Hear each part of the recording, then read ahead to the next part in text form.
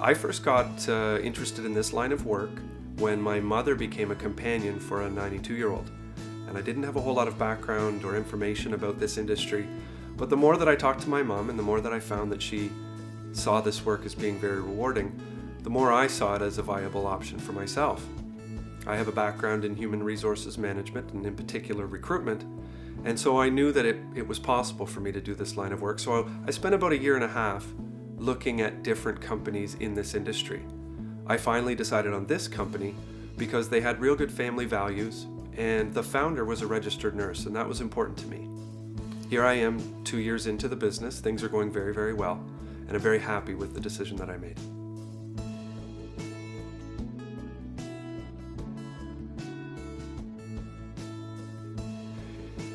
Being able to connect with people, sometimes you have a very short window to connect with someone who's in need. So it's important for you to have those skills or develop those skills to allow people to trust you quickly.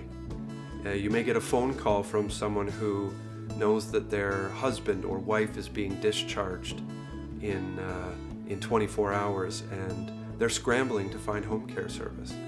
So you've got that 5-10 minute phone call to win over their trust so that they'll use your company to provide that care.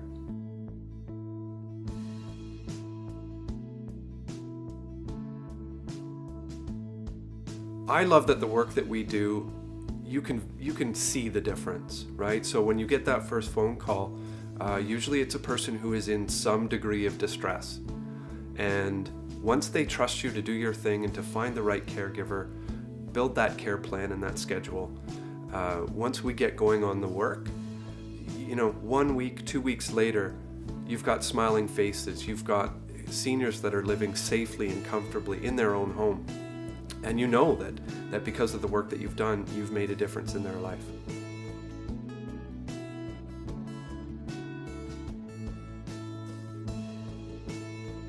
Well, one that stands out for me in particular is when, about 6 months after we opened our office, we ended up working with a 92-year-old who was palliative.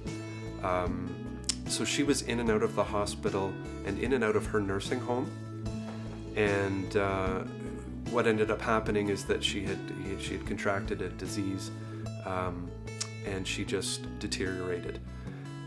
So it's a sad case, but at the same time, our caregivers that were there anywhere from 6 to 12 hours a day in the hospital, in the nursing home, with the family members, and they were there right till that lady passed away. And the sisters who had been taking care of their mother were brought to tears over the compassion that our caregivers were able to bring.